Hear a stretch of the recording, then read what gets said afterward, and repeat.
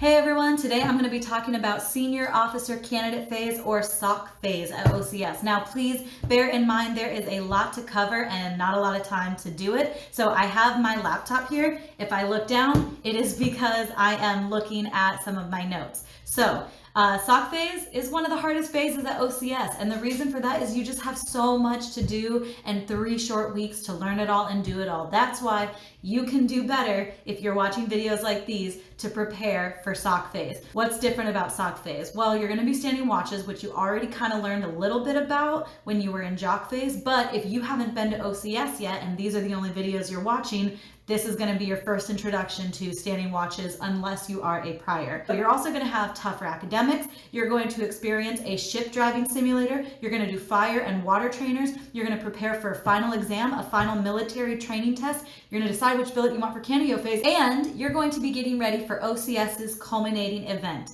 Now, you can't talk about it. First and foremost, with each new phase comes a new PRT. With this PRT, you have to achieve at minimum a good low on each event. There are 3 events. You have the push-ups, you have the plank, and you have the 1.5 mile run. The standards are going to vary depending on what age bracket you fall into and what your gender is. For the purposes of the PRT, the Navy defines your gender as what is on your medical record when you arrive at OCS. Now, I have gone ahead and linked the PRT test guide in the description below, and you can take a look at what some of the standards are, but I also am including them here and here for the male and female standards for people between the ages of 20 and 29, I think is what I put on there. So you can see those 2 different standards here. Here's the issue with this PRT. Unlike the other ones where you get a makeup, this one you get 1 shot, and if you don't pass it, you're going to roll. So make sure you pass it on that first time.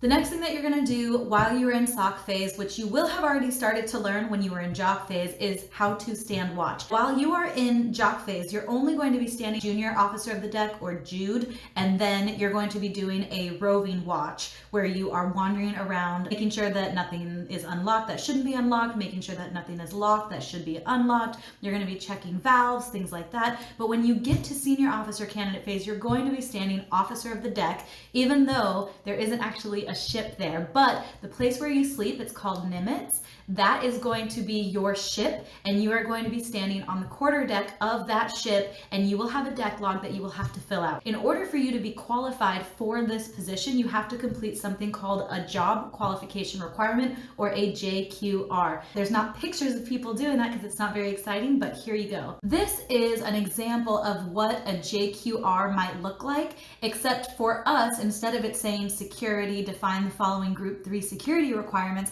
it's going to say something along the lines of describe the duties and responsibilities of the officer of the deck, or how could you add an entry to the quarterdeck log. And then you're going to need someone who is qualified for this position to sign off on these different line items. Each one of these is a line item, and then once all of your line items are signed off, you will be qualified to perform that particular job. A lot of people don't like standing watches at OCS. However, the experience of getting these mini qualifications is really, really good for you, because in the real Navy, you're going to have lots of JQRs or PQSs, which is a personnel qualification standard that you're going to have to complete. The other thing that you need to know is one of the watches you might stand is van navigator. So OCS has these mini vans that they use to pick up people for medical appointments or to take them to religious services that are offered off of base. And the person who's actually driving that van is going to be a candidate officer, but they need someone to navigate, and it's usually going to be a senior officer candidate. So when you're doing that, you are going to be using a phone. It's just not going to be your phone. It's going to be your candidate officer's phone. So don't get so excited just yet about checking your text messages. One last thing that I will say about JQRs and PQSs. A JQR is something that is job specific,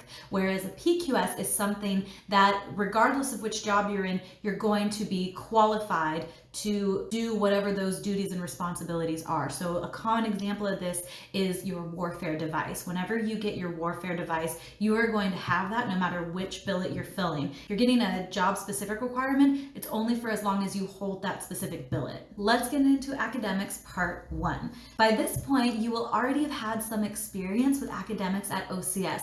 During JOC phase, you will have taken an engineering and weapons course as well as a division officer leadership course, which both of those have a lot of content, but they don't go very deep into any particular subject. Plus, All of those midterms and final exams are going to be multiple choice, and they do an extremely thorough review the day before the test to make it really easy and kind of get everyone through the test pretty much on the first time. However, for SOC phase, the academics are a lot different. This is the first time you're really going to start to dig into how important references are, how important it is to know a publication title verbatim. The main course that you're going to be taking is called Watch Officer, or WACHO for short. And during WACHO, you're going to learn about various nautical related publications, how to do navigation, charting, how to work a maneuvering board or MO board. You're also going to learn rules of the road, how to triangulate your position. As the ship enters a channel, you're going to get some experience on the ship driving simulator. It's actually called the Conning Officer Virtual Environment, or the COVE, which is actually a very impressive invention. You're going to learn about what happens on the bridge, what the duties and responsibilities of different ship's officers are, like the officer of the deck,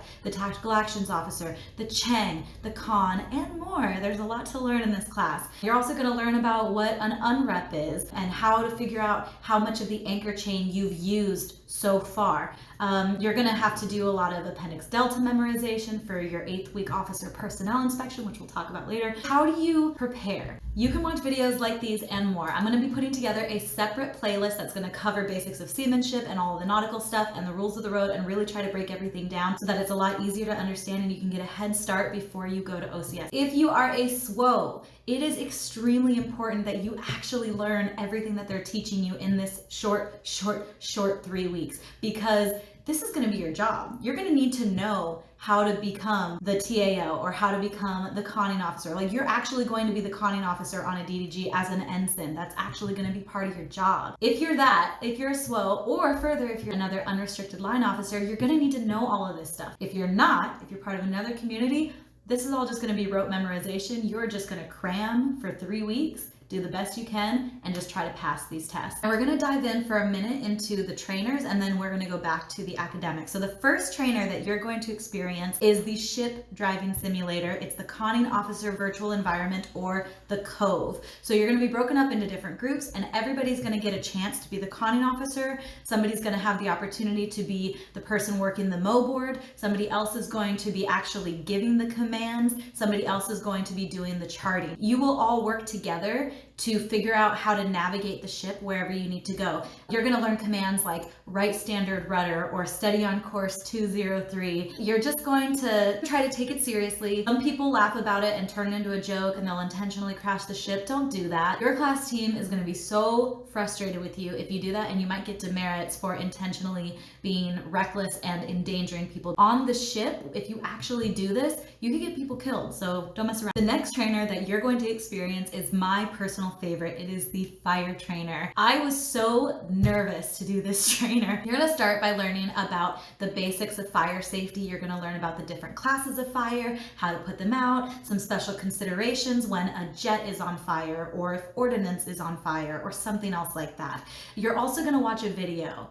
and it's real footage from a real ship that caught fire decades ago. All the footage is in black and white, and it's really important that you watch it. It's kind of a lot because there's a lot of like live casualties that are happening, and it's all real. You watch it to understand the gravity of the situation when there is an uncontrolled fire on board a ship. The other thing that's important to remember is that every single person on the ship needs to know how to do damage control. From the seaman to the CO to the admiral, every single person should know how to fight a fire, because ship fires are so prevalent. This is why you have to do this trainer. Whether you're a supply officer, a SWO, or intel officer, you need to know how to fight fires. Make sure when you go to the fire trainer that you bring a notebook and something to write with, because there's a lot of information, and it is not likely that you are going to remember every single thing that they tell you. One of the things that they do tell you is that you will be back here. So remember that for future reference. At the lecture portion of it, they're going to demonstrate how to put on the self-contained breathing apparatus, the SCBA. I did not volunteer to be the person to put it on first, and I wish that I had been, because it's so scary to watch someone put it on and hear them breathing. It sounds like Darth Vader. It's like it's really weird sounding.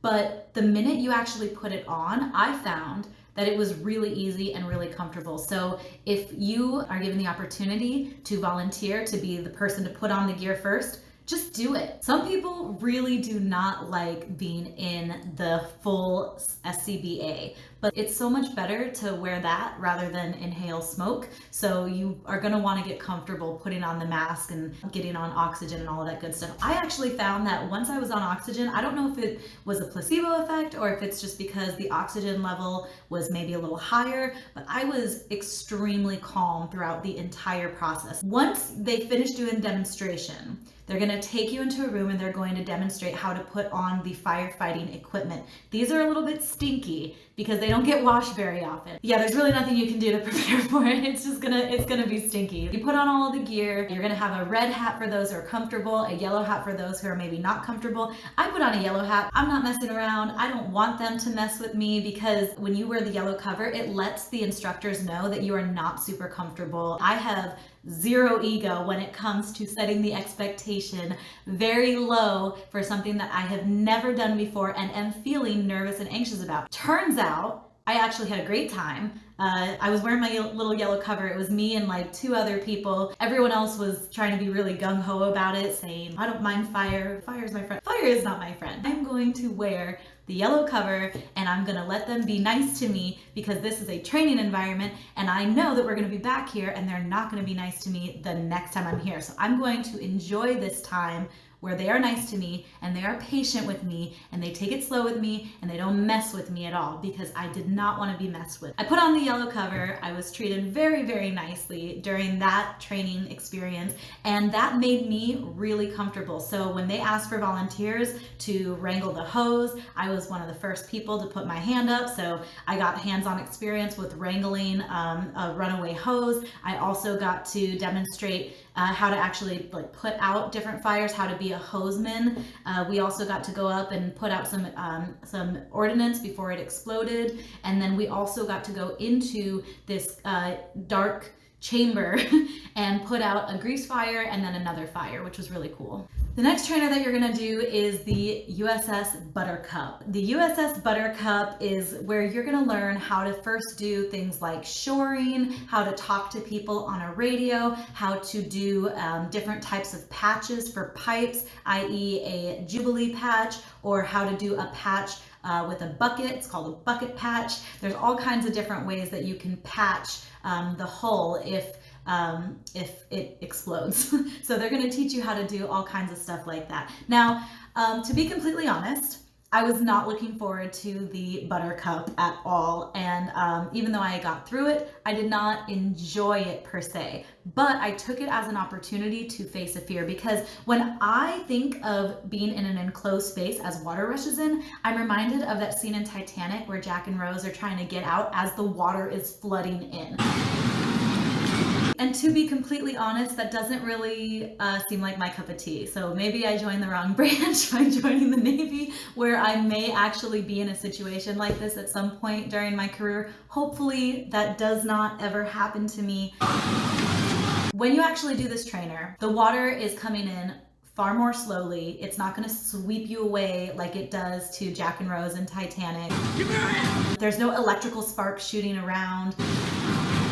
It's well lit during the trainer, but no, they will tell you that you will be back there. And so you can assume that all that nice lighting that you had, all of those nice people are probably not going to be nice, and it's probably not going to be as well lit the next time you go back there. They want you to know what you're doing for the actual training. They're going to teach you how to do I-type shoring, H-type shoring, K-type shoring, and just teach you how to do all of that stuff so that you know what to do in the event that you actually do have a piece of the ship that has blown in because of a collision or a missile impact or something else. I was very uncomfortable throughout this whole thing. However, for both times that I was at the USS Buttercup, I made the choice to stay behind and watch the shoring, because if you leave your shoring, the instructors are going to tear it down and you have to do it all over again. So you have to volunteer someone, or someone has to volunteer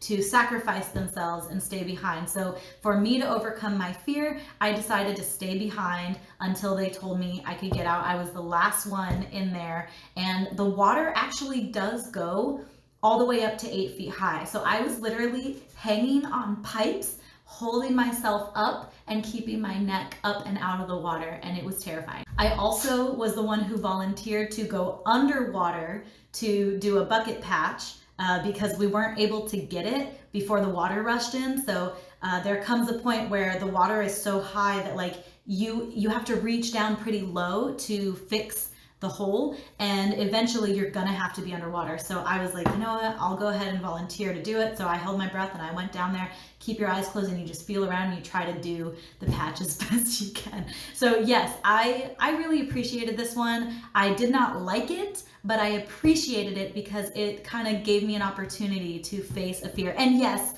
they do have a different color cover for those of you who are feeling anxiety about it. The black one means I'm totally comfortable in the water, etc., etc. And the blue one means please be nice to me because I am fragile.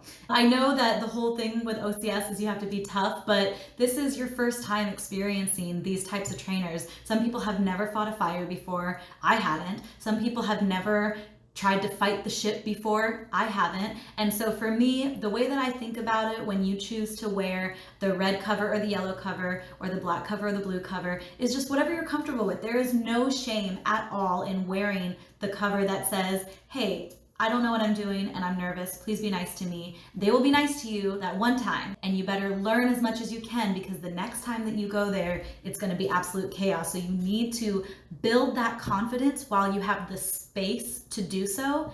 And that way you can succeed when it is time to do it, quote, for real. Now that we've covered the trainers, we're going to go back into academics. You're going to be taking a class called Watch Officer, or WACHO for short. For WACHO, you're going to have 2 quizzes and then 1 exam. The first quiz, I believe, because it's been a while since I've been there, is the Rules of the Road test, and that is worth 10% of your overall grade in the class. Then you're going to have kind of a midterm, which is worth an additional 20% of your overall grade. Then you have the final exam, which is worth 70% of your grade. In order for you to pass this class, unlike the military training tests, which require an 80% or above, you need to only get a 70% or above in your academics in order to pass. However, let's suppose that you got 100% on the Rules of the Road test and on your midterm, but you get a 69% on the final.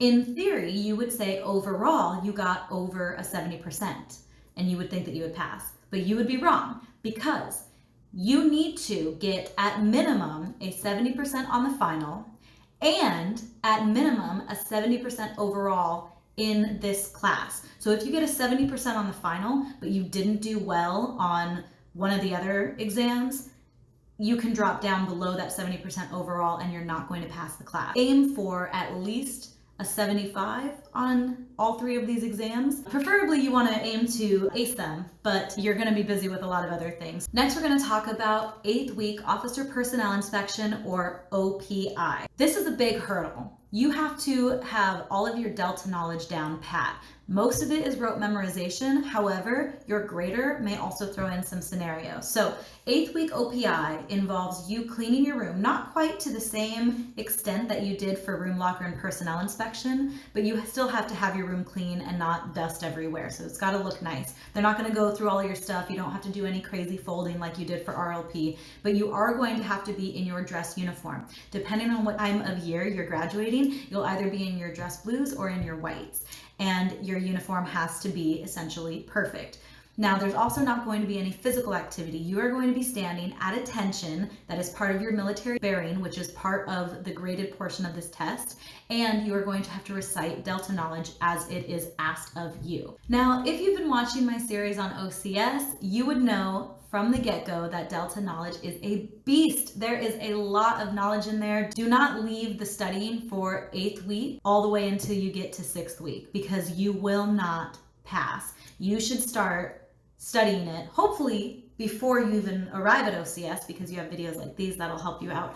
But at bare minimum, from day one when you arrive, they are going to tell you focus on the alligator closest to the boat. And that's true. You do want to prioritize your Appendix Bravo knowledge when you are an indoc. A little bit of studying in Delta knowledge every single day can go a very long way when you have to do it and learn all of this stuff for WACHO and be preparing for everything else that you have to do. The person who's actually going to be giving you this inspection is going to be an officer, probably a lieutenant. They can ask you anything out of the OCR in Delta knowledge. They might ask you just some basic stuff like, what is the propulsion system of a Nimitz class carrier? They could also ask you scenarios. For this military training test, or MTT, the Delta knowledge is going to be primarily focused on different classes of platforms, different missiles. They're going to be talking about submarines, and so you need to know the difference between an Arleigh Burke class destroyer versus a Zumwalt, the DDG-1000. You need to know the difference between the Ford class carrier and the Nimitz class carrier,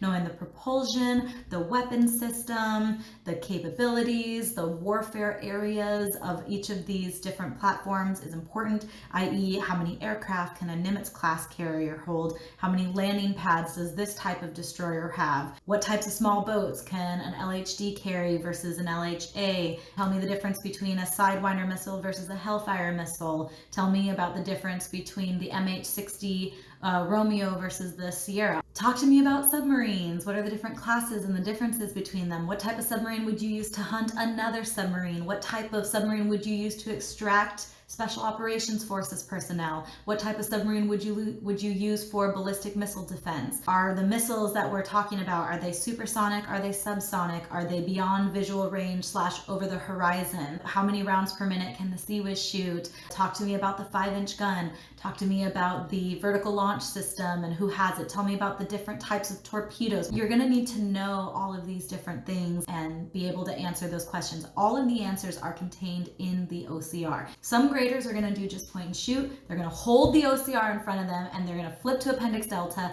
and they're going to straight up ask you questions based off of what they see. They also are very likely going to ask you about your warfare device for your designator. So you need to know your warfare device description verbatim, and it's going to start with something like a black embroidered or gold metal pin, blah, blah, blah, blah, blah. You should also know the SWO pin, because everybody should know the SWO pin because everyone's going to have to interact with the SWO at some point, and most of the officers who are at OCS are SWOs.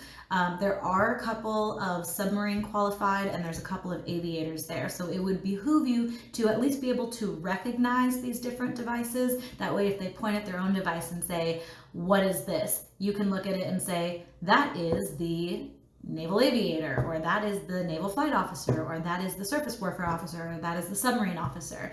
You're also going to need to understand the difference between the different areas of warfare. What is mine warfare versus what is anti-surface warfare, anti-submarine warfare, etc. Lastly, you're going to need to know the different combatant commanders. You have your geographic combatant commanders and you have your functional combatant commanders. So make sure that you know what all of those are, which areas they cover if they're geographic, and what they're all about if they're functional. All of this stuff, again, is part of Appendix Delta. There is just so much in there, so make sure that you know it all. Also, you're going to need to know the songs. There's going to be the Marines hymn. You're going to have Anchors Away memorized. You're also going to need to make sure that you also know the Sailor's Creed, and you also have to know the national anthem. It's not that they're going to ask you those things, but if they ask you those and you do it wrong, it just looks really bad and you're probably not going to pass that particular test. The good news is that if you do fail 8th week OPI, you do get one more chance to try to do it. You do have to get an 80 or above in order to pass. If you don't do it, I hate to say it, but you will roll. And some people actually did roll in my class for 8th week OPI. Other people also rolled for the mid-PRT, and some people also rolled for WACHO. I think we had 2 people who actually rolled for WACHO. All right, so now that we have talked about the trainers, we've talked about the PRT, we've talked about the academics, next you want to start thinking about what billet you want for candidate officer phase. It's not that you are guaranteed to actually get a say in which billet you get, but if you are given the opportunity, wouldn't you want to try to go for a billet that fits you best rather than just dropping into whichever billet they tell you to? The way that this works at OCS is you have 5 different major areas of OCS, one for each class. And so you have your NDOC class, you have your JOC class, you have your SOC class, you have your Candio class, and you have H class. Each of those classes needs a team of people to make sure that they have the plan of the week set, the plan of the day set, they have their medical appointments scheduled for them, they have paperwork filled out for them, they have meetings with the chaplain scheduled for them. Whatever they need, there's a team of people. And guess who that team of people consists of? When you first arrived at Navy OCS for your NDOC phase, the people who greet you are not your class team. It is candidate officers who are assigned the billets of NDOC staff or other NDOC billets. So it's you. When you are staff, you're going to have one little gold bar and you're going to just do whatever you're told to do. You're just going to be the ones who shuffle the people around. You're the ones who take them to their appointments. You're the ones who teach the NDOCs what to do, how to make their beds, all of that good stuff. You're going to be the ones who are greeting them.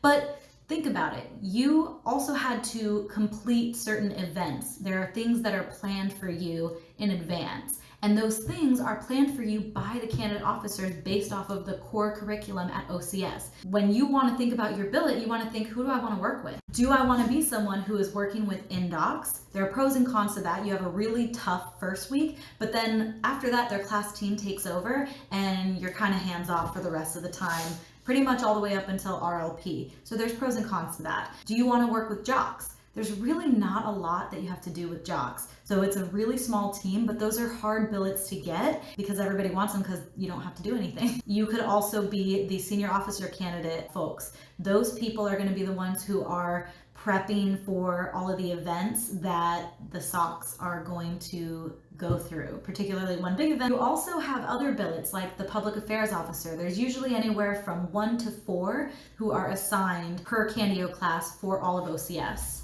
The public affairs officers are the ones who are taking the pictures and posting them to Facebook or posting them to the different websites. So it's not a difficult gig, it's just you have to be a lot of places a lot of the time, so you're constantly busy from day 1 all the way up through your final day at OCS. A lot of people want to be PAO. I didn't want to be PAO. It just seemed like it would be a lot of work. You also have the people who are in charge of PT, physical training. You have PT every single day and somebody has to lead it. Those are the PT officers. They're also the ones who are responsible for setting up the road runs. They're the ones who are responsible for setting up everything for the PRT, for the IST that the NDOCs do, for the makeup PRTs. They're the ones who set up all of the equipment and record all of that information. That way they can give it to the class team to determine who passed and who failed each PRT. There's also the religious liaison. The religious liaison for the entire squadron/regiment, they change the name every single year, but the squadron/regiment is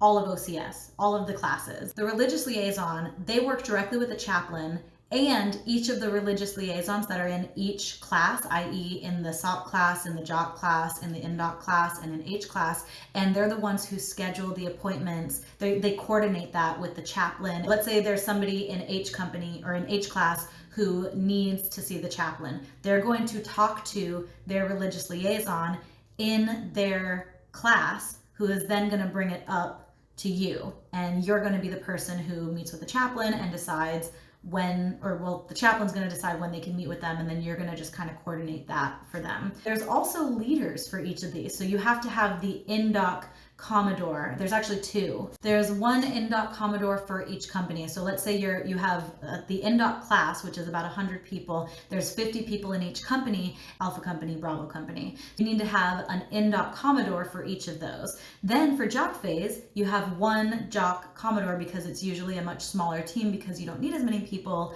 to work with the JOCs. You also have to have the Commodore for the senior officer candidate phase as well. Then you also have to have the adjutants, the people who process the paperwork. You also have to have the CRO. Those are the records officers for each of the different classes. So there's all these different billets. There's even 2 supply officer billets that you can try to get. Those are kind of, there's pros and cons with every single gig. I originally started out as NDOC staff, but the person who was assigned as the H Commodore, she was undermanned, so she asked me to be part of her H staff. She sent a request up through the class team because people can't just pull people from billets and then move them around. So I had already been qualified. I got the NDOC JQR completed, so I was ready to work with NDOCs because I thought I was going to be NDOC staff. So I was able to work with NDOCs. However, I was officially assigned to H staff. Now, H staff is really awesome. I really liked it because you don't have to stand any watches other than the H specific watches, which is really nice. You don't have to drive the van around. You don't have to do any of that other stuff. So I really like being H staff. Very little responsibility, lots of free time. So I was able to actually use some of that free time to go and help out my hatchmate who happened to be NDOC Commodore for one of the companies that we were responsible for. So I told her, I said, hey, look, I'm qualified to work with NDOCs. I have some free time. If you want, I can go down there and I can help out all of your people. And she said, yes, whenever you are free and you want to do it, yes. So she couldn't actually assign me to be on NDOC watch, but I would go down there occasionally, do things like ballistically tell them to recite the discipline ditty and make them be ballistic back. And then I taught them how to make their bed, and you just have them recite things over and over and over again, because the point is to eat up time while you're waiting for something, and you don't want them to just stand there and get restless, so they have to be doing something at all times. So you just go around and you say, discipline, and then they recite the discipline ditty to you. Also, the people who are on NDOC staff, they are constantly exhausted because they have to wake up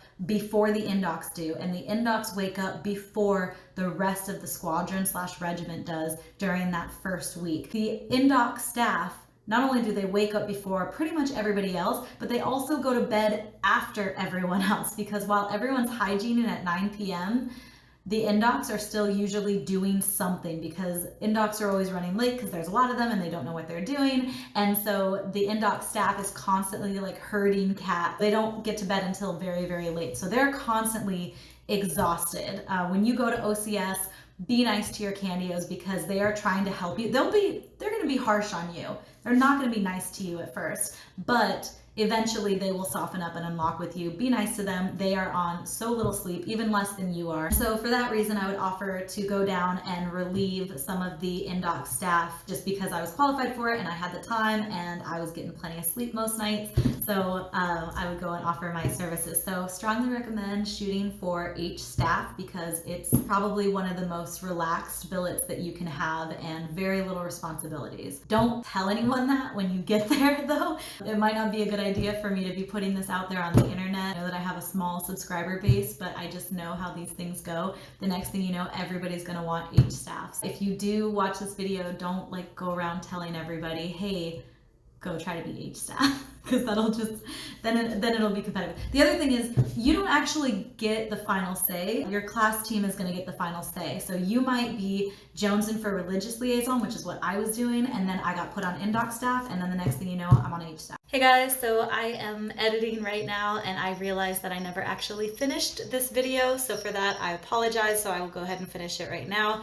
There is one more thing that I wanted to talk about, which is the culminating event, but I have to be really careful with how I actually talk about it, and I can't say anything from personal experience. I can only use what's already available publicly online, so that's going to take a long time to put together, and I didn't want to delay putting this video out anymore. So for now, I will say goodbye. I will post another video at some point that goes into a little bit more detail about the culminating event, and then of course I'm going to post a couple of other videos, one about Candio phase to finish out this series, and then another video that's going to be about all of the stuff that you learned during senior officer candidate phase, particularly with rules of the road. Let me know if you guys have any questions, comments, concerns by putting it down in the comments. Like this video if you like it, and I'll see you guys next time.